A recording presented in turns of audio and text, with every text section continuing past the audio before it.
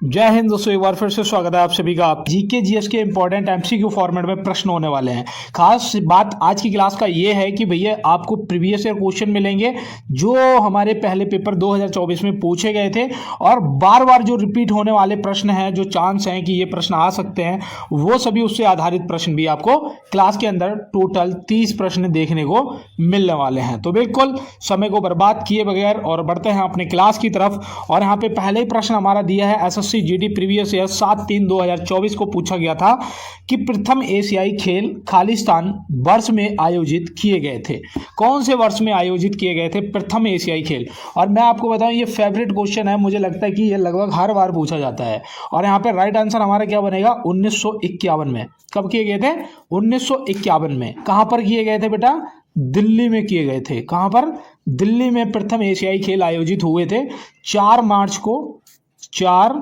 मार्च को, और ये चले थे 11 मार्च तक। तो ये भी आपको यहाँ पे ध्यान रखना है। क्लियर है? नोट कर लो। बढ़ते हैं अपने अगले प्रश्न पे कि निम्न में से कोणीय वेग का एसआई मात्रक क्या होता है? कोणीय वेग का एसआई मात्रक पूछा है, क्या होता है? साइंस के भी काफी अच्छे क्वेश्चन मिलेंगे आज की क्लास में। और यहाँ पे आपका जो राइट आंसर बनेगा वो बनेगा रेडियन प्रति सेकेंड। कोणीय वेग का एसआई मात्रक क्या होता है? रेडियन प्रति सेकेंड। और यहाँ पे जो रेडियन है ना, सिर्फ ये याद रखना, ये कोण का होता है। किसका होता है? कोण का होता है। तो ये भी आप यहाँ पे ध्यान रखेंगे। क्लियर है? नोट कर लो। न्यूटन प्रति मीटर, न्यूटन प्रति मीटर, ये पता है किसका होता है? पृष्ठीय तनाव का। किसका? पृष्ठीय तनाव का। तो ये भी याद रखना। जो बारिश की बूंद होती है, देखो मैं आपको बताऊं, मैं एसएससी का पेपर देने गया था, तो उस टाइम एक क्वेश्चन पूछा था कि जो बारिश की बूंद होती है वो जमीन पे जब गिरती है तो बलबूला क्यों बन जाती है? उसका कारण क्या है? ऑप्शन दिए थे, वो भी पृष्ठीय तनाव की वजह से। ऐसे ही याद रखना। अब जैसे यहाँ पे नेक्स्ट प्रश्न दिया है कि आरबीआई ने अतिरिक्त कृषि ऋण की सीमा को बढ़ाकर कितना कर दिया है? आरबीआई ने अतिरिक्त कृषि ऋण की सीमा को बढ़ाकर कितना कर दिया है? राइट आंसर यहाँ पे क्या आएगा? बिल्कुल याद रखना बेटा, इंपॉर्टेंट है। 2 लाख रुपए। कितना कर दिया है? 2 लाख। और पहले कितना था दोस्त? 1.6 लाख, ये पहले था। और अब जो है आरबीआई ने अतिरिक्त कृषि ऋण की जो सीमा है वो बढ़ाकर 2 लाख रुपए कर दी है। बढ़े अगले प्रश्न की तरफ। देखिए, निम्नलिखित में से मेहरौली का लौह स्तंभ कहाँ स्थित है? मेहरौली का लौह स्तंभ कहाँ स्थित है? राइट आंसर क्या आएगा? बिल्कुल आपको दोस्त मध्य प्रदेश को जल्दबाजी में कर देते हैं, मुझे पता है। मध्य प्रदेश में आपका सांची का स्तूप है। कौन सा? सांची का स्तूप जो है बेटा, ये आपका मध्य प्रदेश में है। और जो मेहरौली का लौह स्तंभ है वो आपका दिल्ली में है। कहाँ पर है? दिल्ली में है। और दिल्ली में पता बेटा कहाँ पर? कुतुब मीनार के पास में। किसके? कुतुब मीनार के पास में। तो ऐसे भी आपको ध्यान रखना है। बड़े अगले प्रश्न पे। एसएससी जीडी प्रीवियस ईयर 7/3/2024 भारतीय संविधान के किस भाग का संबंध राजभाषा से है? भारतीय संविधान के किस भाग का संबंध राजभाषा से है? ये देखो, आज तो यहाँ पे प्रीवियस ईयर क्वेश्चन है, लेकिन अभी तक जो क्लासें हुई ना उनमें मैंने अनुच्छेद और ये भाग आपको पढ़ा चुका हूँ, और बताया था कि भाग 17 आपको याद रखना है। और ये राइट आंसर था आपका। अनुच्छेद भी याद रखना, जो राजभाषा से संबंधित हैं वो आपका अनुच्छेद हो जाएंगे 343 से लेके 351 तक। कहाँ तक? 351 तक। तो बेटा ये अनुच्छेद भी आपको ध्यान रखना है। यहाँ पे देखो भाग 18 दिया है। पिछली बार 17 पूछा, हो सकता है 18 पूछ ले। आपका हो जाएगा आपातकाल। आपातकाल, तो आपातकाल भी याद रखना। आपातकाल जो है वो भाग 18 में दिया गया है। अनुच्छेद 352 स्टार्ट होता है, ये राष्ट्रीय आपातकाल होता है। कोई बाहरी आक्रमण कर दे, है ना, तो याद रखना ये राष्ट्रीय आपातकाल 352। फिर उसके बाद आपका 356 आ जाता है, ये भी आपातकाल है। कौन सा? जो राज्यों में राष्ट्रपति शासन लागू कर दिया जाता है अगर वहाँ की व्यवस्था बिगड़ जाए। और यहाँ पे ये तीनों अनुच्छेद जो है आपको याद रखना है, क्योंकि ये वित्तीय आपातकाल है। कौन सा? वित्तीय आपातकाल है 360, जो कि भारत में अभी तक एक बार भी नहीं लगा है। और ये राष्ट्रीय आपातकाल 3 बार लग चुका है, 352। तो ये भी आपको ध्यान रखना है। क्लियर है? संविधान संशोधन आपका भाग 20 में आता है। ये आपका जो संशोधन वगैरह है संविधान में वो आ जाता है भाग 20 में। और अनुच्छेद याद रखना, ये भी इंपॉर्टेंट है, 368, ये भी पूछा जाता है। निम्नलिखित में से ग्रैमी पुरस्कार किस क्षेत्र में दिया जाता है? ग्रैमी पुरस्कार राइट आंसर क्या होगा, याद रखना संगीत के क्षेत्र में दिया जाता है। ये भी पूछे जाते हैं पुरस्कार वगैरह, याद रखना संगीत के क्षेत्र में दिया जाता है। और यहाँ पे देखो साहित्य के क्षेत्र में आपका जो ज्ञानपीठ पुरस्कार है ना, कौन सा, ज्ञानपीठ पुरस्कार, ये आपको बेटा याद रखना है, ये साहित्य के क्षेत्र में। और कृषि के क्षेत्र में भी पूछा जाता है। मैं आपको सच्चाई बताऊं, जो आज 30 क्वेश्चन करा रहा हूँ ना, पहले तो इसमें कोशिश करना +25+ का आपका स्कोर रहना चाहिए, है ना। और ये क्वेश्चन वो हैं जो एसएससी में लगातार पूछे जाते हैं, है ना, 24 में 23 में ऐसे करके जो अभी तक पूछे गए हैं, और उनसे संबंधित क्या क्या पूछा जा सकता है, तो ऐसे आपको और ध्यान रखना है। और यहाँ पे याद रखना बोरलॉग, कौन सा पुरस्कार बेटा, बोरलॉग पुरस्कार, ये आपको और ध्यान रखना है। क्लियर है। बढ़े अगले प्रश्न पे। देखिए विश्व कंप्यूटर साक्षरता दिवस कब मनाया जाता है, एक दिवस से क्वेश्चन आना ही आना है बेटा, बताओ। विश्व कंप्यूटर साक्षरता दिवस 2 दिसंबर को भैया मनाया जाता है, क्या, 2 दिसंबर को। 1 दिसंबर को एड्स दिवस, ये भी देखो बेटा पूछा जाता है बाबू, ध्यान रखना, ठीक है ना। अब यहाँ पे देखो 5 दिसंबर भी दे रखा है, 5 दिसंबर भी आपको पता होना चाहिए। विश्व मृदा दिवस, क्या, विश्व मृदा दिवस, याद रहेगा, नोट कर लो। 10 दिसंबर को मानवाधिकार दिवस, मानवाधिकार दिवस 10 दिसंबर को। क्लियर है। बढ़े अगले प्रश्न पे। देखिए आदि ग्रंथ को किसने संकलित किया था, आदि ग्रंथ को किसने संकलित किया था। देखो सिख धर्म से ना दोस्त एक आध क्वेश्चन आता जरूर है पेपर के अंदर, है ना। ये जरूरी नहीं कि 100% आएगा, 90% आने के चांस रहते हैं। तो याद रखना आदि ग्रंथ आपसे पूछा जाएगा तो आप तुरंत बताएंगे श्री गुरु अर्जन देव जी, क्या हो जाएंगे, श्री गुरु अर्जन देव जी। कब करा था बेटा, याद रखना 1604 में। कब करा था, 1604 में, याद रहेगा। ये सिख धर्म के चौथे गुरु थे, ये 5वें गुरु थे, सिख धर्म के 5वें गुरु थे। तो ये भी आप यहाँ पे ध्यान रखेंगे। देख रहे हो लिखने में भी दिक्कत होती है, इसीलिए कहते हैं आपने अगर बढ़िया सपोर्ट कर दिया ना, शेयर वेयर वाला बटन दबा दिया, तो हो सकता है कि बड़ी डिस्प्ले पे क्लास आपका चलने लग जाए, लेकिन सपोर्ट आपका चाहिए दोस्त। नानक देव जी से आपको पता है इनका जन्म कहाँ हुआ था, नानकाना में, ये भी पूछा जाता है, नानकाना में। और ये कहाँ पर है दोस्त, पाकिस्तान में पड़ता है नानकाना साहिब, है ना, 1469 में। तो ये भी आपको याद रखना है, पूछ लिया जाता है। श्री गुरु गोविंद सिंह जी का जन्म पूछा था, मैं आपको बताऊं, ये एसएससी में पूछा जा चुका है, याद रखना पटना में, ये बिहार है ना अपना, पटना साहिब, ऐसे याद रखना। क्लियर। बड़े अगले प्रश्न पे। देखिए टिश्यू कल्चर का अध्ययन किसके लिए उपयोगी है, साइंस का प्रश्न है। टिश्यू कल्चर का अध्ययन किसके लिए उपयोगी है, अभी प्रीवियस क्वेश्चन है, क्लास को कोई अगर बीच में छोड़ने का मन बन रहा है तो दोस्त नहीं, ऐसी गलती नहीं करना है, क्योंकि मैं आपके लिए वाकई में हर एक इंपॉर्टेंट क्वेश्चन लेके आता हूँ। और टिश्यू कल्चर तो आपको पता ही है, अनुवांशिकी, या फिर बोल सकते हैं टिश्यू कल्चर या ऊतक संवर्धन, क्या बोल सकते हैं, पेपर के अंदर ऐसा भी मिल सकता है, ऊतक संवर्धन। तो ये भी आपको ध्यान रखना है बेटा, गलती नहीं करनी है। क्लियर है। बढ़ा जाए, इसमें पौधे और जानवरों का जो अध्ययन वगैरह आता है।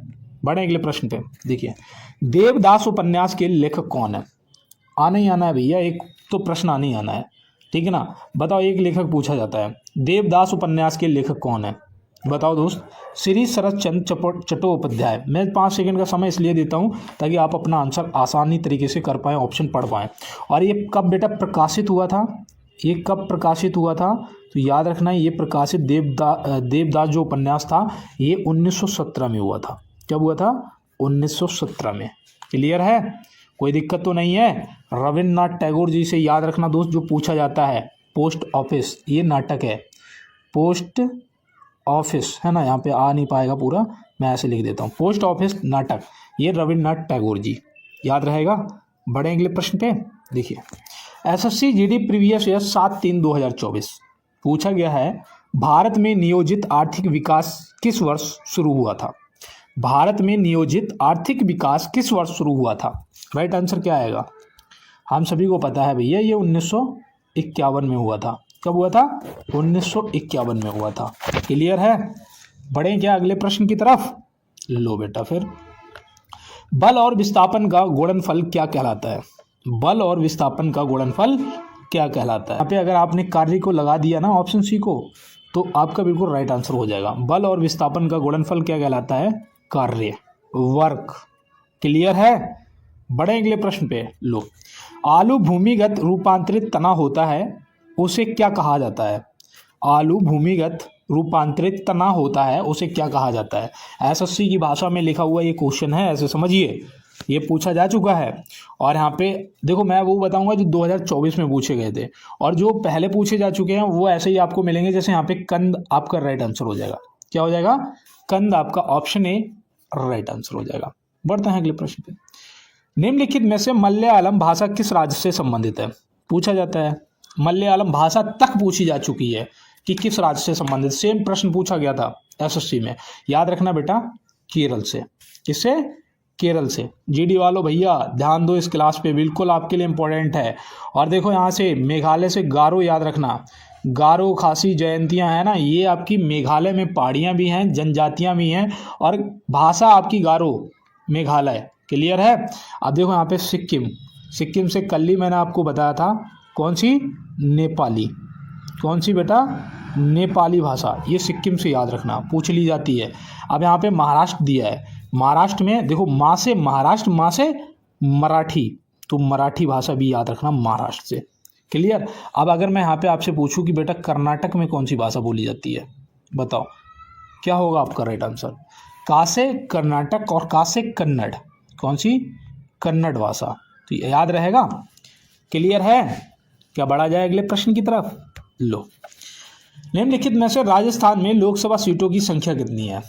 सब प्रश्न ऐसे ही पूछा गया था कि सबसे ज़्यादा कौन से राज्य में लोकसभा सीटें हैं, है ना, ऐसे पूछा गया था। लेकिन मैंने यहाँ पे थोड़ा सा मॉडिफाई करके दिया है ताकि आपको और भी याद रहेंगे। जैसे 25 यहाँ पे हमारा राइट आंसर हो जाएगा। अगर यहीं पे दोस्त राज्यसभा की बात कर लेता राजस्थान की, तो 10 सीटें हैं, याद रहेंगे। अब यहाँ पे देखो सबसे ज़्यादा पूछा जा चुका है जो कि उत्तर प्रदेश में है, कि कहाँ पर, उत्तर प्रदेश में 80 सीटें हैं, है ना। और यहाँ पे अगर राज्यसभा की बात करें तो कितनी सीटें हैं, 31 सीटें हैं। कितनी दोस्त, 31 सीटें हैं। यहाँ पे देखो जो 17 सीटें दी हैं, याद रखना ये तेलंगाना में, यहाँ पर तेलंगाना, तो ये बेटा तेलंगाना भी आपको याद रखना है। और यहाँ पे राज्यसभा की सीटें 7 हैं। क्लियर है। यहाँ पे देखो 14 जो दी हैं, याद रखना असम, क्या बेटा, असम। और यहाँ पे राज्यसभा सीटें कितनी हैं पता है आपको, 7 है, तो ये भी आपको ध्यान रखना है। कोई दिक्कत तो नहीं है ना। क्लियर। बढ़ें क्या अगले प्रश्न की तरफ। Option C 25 right answer. देखो सैन्य अभ्यास भी आते हैं, आप सभी को पता है। और यहाँ पे मैं आपको बताऊं, पूछा है विनबैक्स सैन्य अभ्यास भारत और किस देश के बीच होता है। कौन सा, विनबैक्स। विनबैक्स से पता, देखो ट्रिक से भी हम कर सकते हैं इसे। वी से वियतनाम और IN से इंडिया, है ना। तो पूछा है भारत और किस देश, तो वियतनाम और इंडिया, है ना। Army exercise. क्लियर है। वियतनाम यहाँ पे राइट आंसर हो जाएगा। अब नेपाल है, नेपाल से आप सभी को पता है दोस्त सूर्य किरण, ये मैं आपको अभी तक जो क्लासेस हुई ना उसमें ये मैं आर्मी एक्सरसाइज आपको बहुत अच्छे से पढ़ा चुका हूँ, इसीलिए कह रहा हूँ कि प्ले लिस्ट पर जरूर विजिट कर लेना मित्र, है ना। प्ले लिस्ट पर विजिट करना, सारी क्लासेस देख लेना है। अब यहाँ पे देखो ऑस्ट्रेलिया, ऑस्ट्रेलिया से याद रखना आष्ट्रा हिंद, कौन सा, आष्ट्रा हिंद। तो आष्ट्रा हिंद आपसे पूछा जा सकता है, ये आपको ध्यान रखना है, बिल्कुल ऑस्ट्रिया हिंद। अब अमेरिका से बेटा वज्र प्रहार, क्या, वज्र प्रहार, ये आप याद रखना, ठीक है ना। बढ़ें अगले प्रश्न की तरफ। याद कर लिया, शानदार। बेज समाज की स्थापना खालिस्तान में हुई थी, 7/3/2024। SFC GD previous year question, बताओ मित्र। स्थापना खालिस्तान में हुई थी, कहाँ पर, मद्रास में। अब यहाँ पे मद्रास भी दे सकता था, और अगर कहीं सन लिख देता तो वो भी आपको लगाना पड़ता। क्या बेटा, 1864, याद रहेगा। कब हुई थी, 1864 में। इसके स्थापना किसने की थी, फाउंडर कौन थे, केशव चंद्र सेन। कौन थे बेटा, केशव चंद्र सेन। बाबू देखो ये याद करते हुए चलना है प्रश्न पे कि कानून के समस्त समानता का अधिकार किस अनुच्छेद में दिया गया है। ये प्रश्न भी बेटा पूछा जाता है, कानून के समस्त समानता का अधिकार किस अनुच्छेद में दिया गया है। तो याद रखना 14 में, किसमें, अनुच्छेद 14, ऑप्शन ए यहाँ पे राइट आंसर हो जाएगा। अब यहाँ पे आपको ध्यान रखना है, जैसे अनुच्छेद 15 दिया है, मान लो कोई आदमी धर्म, है ना, जाति, ठीक है ना, धर्म, जाति, लिंग के आधार पर विभेद नहीं, मतलब कोई भेदभाव नहीं कर सकते हैं, ये अनुच्छेद 15 कहता है। अनुच्छेद 16 जो है ये कहता है कि अवसर के समान समानता का अधिकार, अवसर के समक्ष समानता का अधिकार। मान लो कोई वैकेंसी आई तो सबको अवसर का समान अधिकार है ना, कर सकता अप्लाई। अब देखो जैसे 17 है, इसमें दिया आप अस्पृश्यता उन्मूलन से संबंधित, मतलब जो छुआछूत है ना उसका अंत, है ना, तो ये ऐसे ध्यान रखना है। 18 में उपाधियों का अंत। 19 में पत्रकार लोगों, ये भी प्रश्न आता है 19 वाला पूछा जाता है कि पत्रकार लोग जो हैं उनसे संबंधित कौन सा अनुच्छेद है। पूछा जा रहा है कि आयनिक यौगिक MgCl2 का रासायनिक नाम क्या है। आयनिक यौगिक MgCl2 का रासायनिक नाम क्या है। अब आप यहाँ पे क्या लगाएंगे, मैग्नीशियम क्लोराइड। क्या है बेटा, मैग्नीशियम क्लोराइड। ऑप्शन सी आपको लगा देना, जो कि आपका बिल्कुल सही आंसर बन जाएगा।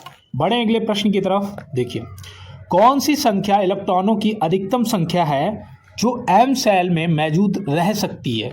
ये SSC GD में पूछा गया था, शायद 2020 का ये प्रीवियस क्वेश्चन है, 2020 माफ़ी चाहते हैं 2020 में। अब ये पूछा गया था, हो सकता है कि आगे फिर पूछ लिया जाए। तो याद रखना दोस्त, कौन सी संख्या इलेक्ट्रॉनों की अधिकतम संख्या है जो एम सेल में मौजूद रह सकती है, वो होती है 18। कितनी होती है, 18। ऑप्शन डी आपका राइट आंसर बन जाए। है कि निम्नलिखित में से सामान्य गेहूं का वानस्पतिक नाम क्या है। सामान्य गेहूं का और मक्का का भी पूछा जाता है। किसका, मक्का का भी पूछा जाता है। अब यहाँ पे देखो किस किस का दे रखा है, क्या आप इनमें बता सकते हैं कि गेहूं का इसमें कौन सा वानस्पतिक नाम है। नहीं पता है तो कोई बात नहीं है बेटा, ट्रिटिकम एस्टाइवम है ना, एस्टाइवम नाम भी इतना अजीब है। ट्रिटिकम याद रखना भैया, किसी और का नहीं है वानस्पतिक नाम, सिर्फ गेहूं का ही है, ट्रिटिकम याद रखना, ठीक है ना। अब जिया मेज, देखो मेज से माँ बनना है ना, मक्का को याद रखना बाबू, क्लियर है। मैंगी फेरा इंडिका, मैगी फेरा, एम से मैंगो है ना, मैंगो, तो ये याद रखना बेटा किसका है, आम का। देखो ऐसे ट्रिक से मैं भी याद करता हूँ, जैसे कुत्ते का फैमिलियर्स है ना, ये फैमिली के साथ में रहता है, तो मुझे ये बहुत अच्छे से पता है कि भैया ये कुत्ता का है ना। और मानव का तो सभी को पता है, होमिसोपियंस, क्लियर है ना। बढ़ते हैं अगले प्रश्न पे। ब्रह्मपुत्र नदी को अरुणाचल प्रदेश में किस नाम से जाना जाता है। ब्रह्मपुत्र नदी को अरुणाचल प्रदेश में किस नाम से जाना जाता है। नदी, पहाड़ और जलप्रपात, झरनों से संबंधित एक क्लास में दे चुका हूँ, इम्पॉर्टेंट, और वो पिछले संडे को दिया था। अगर आप चैनल पे विजिट करेंगे तो उस क्लास को जरूर देख लेना दोस्त। वो 30 प्रश्न आपके एक भी अगर पूछा जाएगा ना, क्लियर करवा देगा, तो उसको जरूर देखना है। ब्रह्मपुत्र नदी को याद रखना बेटा, अरुणाचल प्रदेश में पूछा है ना, क्या बोलते हैं, दिहांग बोलते हैं। क्या बोलते हैं, दिहांग बोलते हैं। जमुना भी बोलते हैं, जमुना पता है कहाँ बोलते हैं, बांग्लादेश में। कहाँ पर, बांग्लादेश में। और यहाँ पे देखो सांगपो जो दे रखा है ना, तय सांगपो है ना, मैं तो इसे सांगपो ही पढ़ूंगा, लेकिन तय सांगपो है ना, ये पता है कहाँ बोलते हैं, तिब्बत में बोलते हैं, तिब्बत में, है ना, तो ये भी याद रखना। और भारत में तो वैसे ही उसे क्या बोलते हैं, ब्रह्मपुत्र। अब देखो, जवाहरलाल नेहरू के अनुसार आधुनिक भारत के नाम से किसे जाना जाता है। ये प्रश्न आ चुका है SSC में, GD में, और याद रखना राइट आंसर अगर आपने बांध लगाया है ना, ऑप्शन सी, तो सही जवाब हो गया। बड़े अगले प्रश्न पे लिए, देखिए यहाँ दिया है, निम्नलिखित में से वास्तविक वस्तु का आभासी प्रतिबिंब बनता है। निम्नलिखित में से वास्तविक वस्तु का आभासी प्रतिबिंब बनता है। समतल दर्पण, उत्तल दर्पण, अवतल दर्पण या A और B दोनों। पहले तो मैं बताऊं, यहाँ पे मैंने कुछ बुकें आपके लिए GK GS की भी मेंशन करी हैं, जो GD के लिए स्पेशल बुकें हैं, और साथ में याद रखना करंट अफेयर की भी बुक 2026 की। तो भैया आप ना अगर चाहें 100-150 रुपये खर्च करना, तो इनमें से आप ज़रूर बुक को मंगा लेना है, ऑर्डर कर देना, सीधा आपके होम एड्रेस पे पहुंच जाएगी, है ना। लेकिन बेटा वर्दी से ज़्यादा 100-150 रुपये तो नहीं है ना, तो वर्दी इंपॉर्टेंट है, अगर आप चाहें तो ज़रूर मंगा सकते हैं। और यहाँ पे प्रश्न का याद रखना, जो हमारा सही जवाब बनेगा वो समतल दर्पण और उत्तर दर्पण, मतलब ऑप्शन डी क्या बनेगा, A और B दोनों राइट आंसर। तो याद रहेगा आभासी प्रतिबिंब। बढ़ता है अगले प्रश्न पे। SSC GD previous year 7/3/2024। देखो क्वेश्चन कितना बड़ा था, बच्चे ने जब पढ़ा होगा तो मुझे लगता है कि 80% तो स्किप करने पे आए होंगे, है ना, कि छोड़ो इसको, गलत नहीं लगाएंगे। यहाँ दिया था वॉलीबॉल में यदि खेल 5वें सेट में खालिस्तान पर बराबरी पर है तो सेट तब तक जारी रहता है जब तक एक टीम दूसरी टीम पर 2 अंकों की बढ़त नहीं बना लेती है। अब यहाँ पे भैया खालिस्तान पे क्या आएगा, याद रखना कि वॉलीबॉल में यदि खेल 5वें सेट में है और 14-14 पर बराबरी पर है, कितना 14-14 पॉइंटों पे, तो खेल तब तक जारी रहता है जब तक एक टीम दूसरे पर 2 अंकों की बढ़त नहीं बना लेती है, मतलब 16-14 नहीं हो जाता है ना, याद रहेगा। ये भैया पूछा गया था, इंपॉर्टेंट है, स्किप मत करना है ऐसे क्वेश्चन पेपर के अंदर। यहाँ दिया है संगई हिरण किस राज्य का राजकीय पशु है। संगई हिरण किस राज्य का राजकीय पशु है बेटा, मणिपुर का है। कहाँ का है, मणिपुर का है। अपना टेस्ट लगाते हुए चलो, माइनस मार्किंग हमारी इस क्लास में माइनस मार्किंग नहीं है, ठीक है ना। अगर गलत भी हो जाए तो घबराना नहीं है, लेकिन कुछ समय तक मैं बताऊंगा कब से आपका माइनस मार्किंग भी स्टार्ट करूंगा कि भैया अब गलत मत लगाना। अभी आप ये क्लासेस नई 12-13वीं क्लास है तो अभी नई स्टार्ट हुई है, तो घबराना नहीं है। अब जैसे यहाँ पे देखो सिक्किम दिया है, सिक्किम का जो राजकीय पशु है ना वो लाल पांडा है। क्या है बेटा, लाल पांडा है, तो ये भी आपको ध्यान रखना है। अभी माइनस मार्किंग नहीं है, जो भी सही करो +1 करते हुए चलना है, गलत हो जाए तो स्किप कर देना, ठीक है ना। अब यहाँ पे देखो जैसे मेघालय आपको पता है धूमिल तेंदुआ, क्या धूमिल तेंदुआ, तो भैया तेंदुआ को भी आपको याद रखना होगा, ये राजकीय पशु है मेघालय का। और बारहसिंगा अपने उत्तर प्रदेश का, तो ये भी आपको ध्यान रखना है। क्लियर है।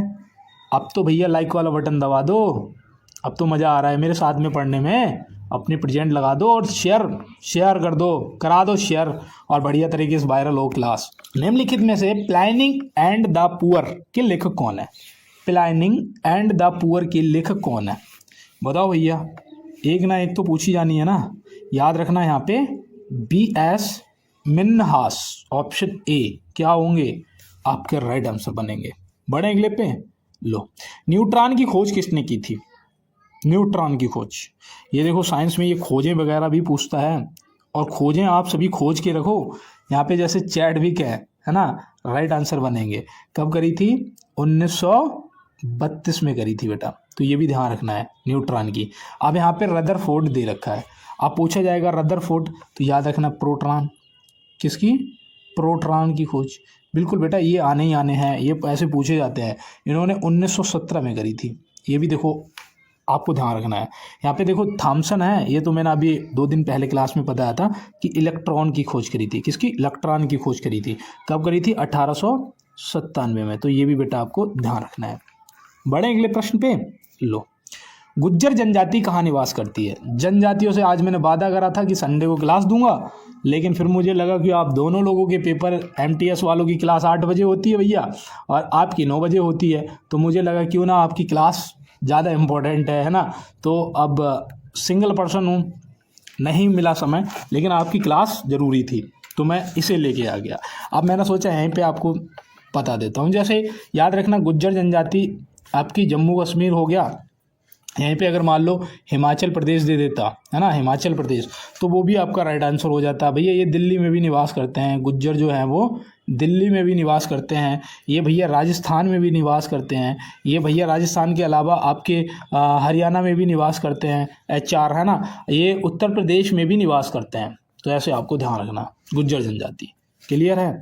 अब देखो यहाँ पे असम से और याद रखना, असम से कौन सी, कार्बी, कौन सी, कार्बी, तो ये कार्बी भी आपको बेटा ध्यान रखना है, कार्बी जनजाति। क्लियर है। और लेप्चा तो मैंने कल बताया था सिक्किम से। ये देखो लास्ट क्वेश्चन है कि निम्नलिखित में से Tata iron and steel company की स्थापना कब हुई थी। Tata iron and steel company की स्थापना कब हुई थी, राइट आंसर क्या आएगा पता है, 26 अगस्त 1907 को हुई थी। कब हुई थी, 26 अगस्त 1907 को। पता कहाँ पर, झारखंड के जमशेदपुर में, झारखंड के जमशेदपुर में, तो ये भी आपको ध्यान रखना है। मिलते हैं दोस्त नेक्स्ट क्लास में नेक्स्ट प्रश्नों के साथ में। तब तक के लिए मेरे सभी योद्धाओं को मेरा जय हिंद, वंदे मातरम, भारत माता की जय।